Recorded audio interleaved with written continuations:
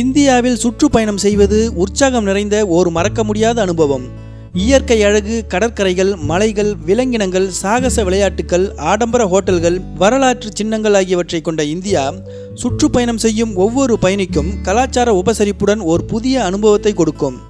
இப்போது நாம் இந்தியாவில் உள்ள பலரும் அறியாத சில திகைப்பூட்டும் இடங்களை பற்றி பார்ப்போம். நோக்காலிகை நீர்வீழ்ச்சி.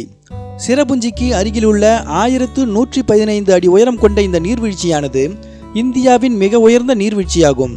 மழைநீர் மூலம் இயற்கையாகவே உற்பத்தியாகும் இந்த நீர்வீழ்ச்சி நோக்காலிகை என்று பெயர் பெற்றதற்கு காரணமாக ஒரு கதை கூறப்படுகிறது.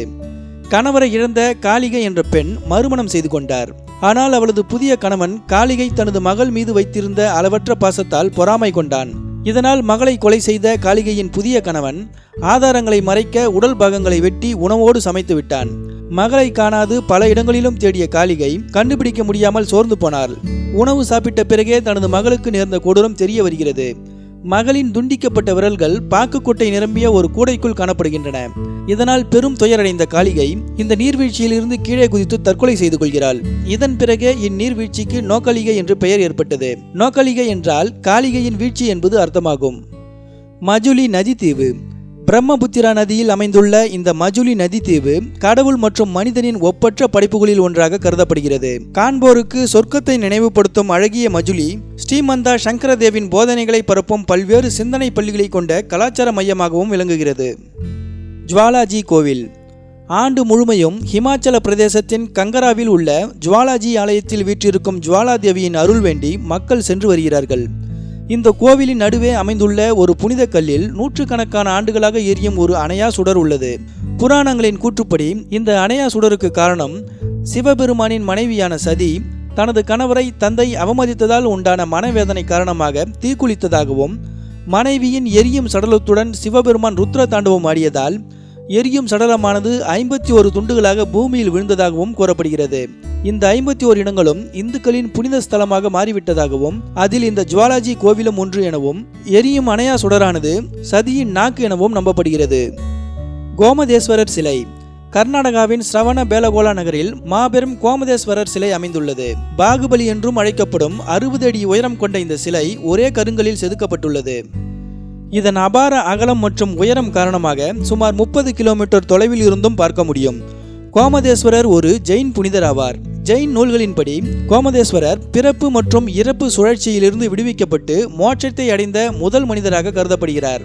978 மற்றும் 993 ஆண்டுகளுக்கு இடைப்பட்ட காலத்தில் கங்கா ராஜவம்சத்தில் அமைச்சராக இருந்த சாமுண்டராயா என்பவரால் கட்டப்பட்ட இச்சிலை அமைந்துள்ள கோவிலானது ஜெயின் சமூக மக்களின் முக்கிய வழிபாட்டு ஸ்தலங்களுள் ஒன்றாக உள்ளது. பிபிகா மக்பாரா. புகழ்ச்சியின் மற்றொரு வடிவம்தான் சாயல் என்பதை நிரூபிக்கும் விதமாக கட்டப்பட்டுள்ளது. மகாராஷ்டிராவின் அவுரங்காபாத்தில் உள்ள மினி தாஜ்மஹாலான பிபிகா மக்பாரா. தாஜ்மஹால் கட்டப்பட்டு 30 ஆண்டுகளுக்கு பின் 17ஆம் நூற்றாண்டின் பிற்பகுதியில் கட்டப்பட்ட இதனை ஏழையின் தாஜ்மஹால் என்றும் அழைக்கின்றனர். அவுரங்கசீப்பின் உத்தரவை பெற்று அவரது மகன்களில் ஒருவரான இளவரசர் அசாம் ஷா என்பவரால் தனது தாயின் நினைவாக கட்டப்பட்டது. இவர் அரசரின் முதல் மனைவி ஆவார். கம்பீரமான அசலுடன் ஒப்பிடுகையில் இது சற்று மங்கி போனாலும் பிபிகா மக்பரா தாழ்ச்சியான ஓர் அழகை வெளிப்படுத்தத்தான் செய்கிறது. வேர்பாலங்கள். இயற்கையோடு நட்புறவாகிய மனிதன் அதனை வசியப்படுத்தி தனது வழிகளுக்கேற்ப வளைத்து கொண்டான் என்பதை மேகாலயாவில் உள்ள சிரபுஞ்சியில் காணலாம். பொதுவாக மக்கள் பாலங்களை கட்டுகிறார்கள். ஆனால் மேகாலயாவின் காசி இன பழங்குடி மக்கள் பாலங்களை வளர்க்கிறார்கள். இங்கு காணப்படும் ரப்பர் மரத்தின் அடிமரத்திலிருந்து வலுவான 2ஆம் நிலை வேர்கள் உருவாகின்றன. அவற்றை ஒரு குறிப்பிட்ட திசை நோக்கி பல ஆண்டுகளாக வளர வைக்கப்பட்டு பாலங்களாக அமைக்கப்பட்டுள்ளன. இவ்வாறு வேர்கள் மூலமாகவே சில பாலங்கள் 100 அடி நீளம் கொண்டதாகவும் அமைக்கப்பட்டுள்ளது. இங்கு காணப்படும் சில வேர்பாலங்கள் சுமார் 500 ஆண்டுகள் பழமை வாய்ந்தவையாகவும் கருதப்படுகிறது. உலகின் மிகப்பெரிய ஆலமரம். கொல்கத்தா அருகில் உள்ள ஆச்சாரியா சந்திரபோஸ் தாவரவியல் பூங்காவில் மற்றொரு இயற்கையின் அதிசயத்தை காணலாம். இங்கு சுமார் 250 ஆண்டுகள் பழமையான மிகப்பெரிய ஆலமரம் உள்ளது. இந்த ஆலமரத்தின் மேற்புறமானது சுமார் 4 ஏக்கர் சுற்றளவில் பறந்து விரிந்துள்ளது. உலகிலேயே பறந்து விரிந்துள்ள ஆலமரமாக கருதப்படும் இது ஒரு முறை இடி தாக்கியதால் நோயுற்றது. இதன் காரணமாக 1925ஆம் ஆண்டு இதன் ஒரு பெரிய கிளை துண்டிக்கப்பட்டது. அதன் பிறகு தொடர் வளர்ச்சி அடைந்து வரும் இந்த ஆலமரத்திலிருந்து சுமார் 3300 விழுதுகள் நிலத்தை அடைகின்றன. இந்த ஒரே ஆலமரத்தால் அப்பகுதி ஒரு காட்டை ஒத்ததாக அமைந்துள்ளது. லோக்டாக் ஏரி. மணிப்பூரில் உள்ள லோக்டாக் ஏரிதான் இந்தியாவின் வடகிழக்கில் அமைந்துள்ள மிகப்பெரிய நன்னீர் ஏரியாகும். ஏராளமான சிறு சிறு வட்ட வடிவ நீர்த்தேக்கங்களை கொண்டுள்ளதால் இது மிதக்கும் ஏரி என்று அழைக்கப்படுகிறது.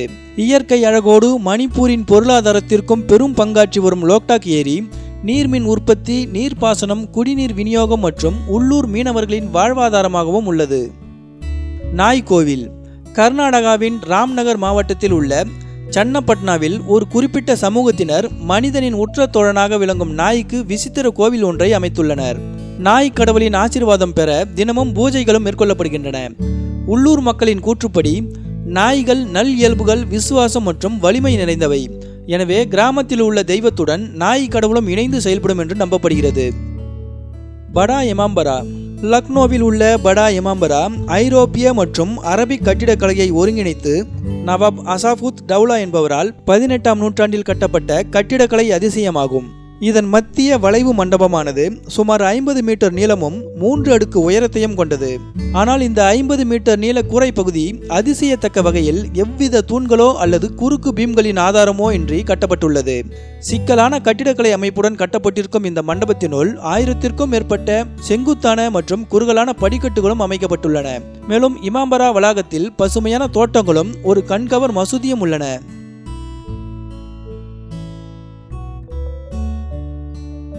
எங்கள் நிகழ்ச்சிகள் உங்களுக்கு பிடித்திருந்தால் சப்ஸ்கிரைப் செய்யுங்கள்.